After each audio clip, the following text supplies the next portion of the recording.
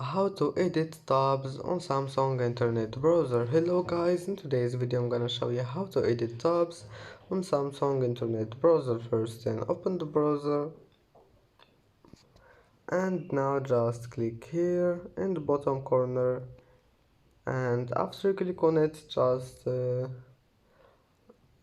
click these 3 points here in the top corner, and here you will find edit, and just select any tab you want to edit, and here you can add tab to group or move it or lock the tab, and then just go back, it will be saved. And that's it for today's video. If you like this video, don't forget like and subscribe, and thank you for watching this video until the end, and see you in the next video.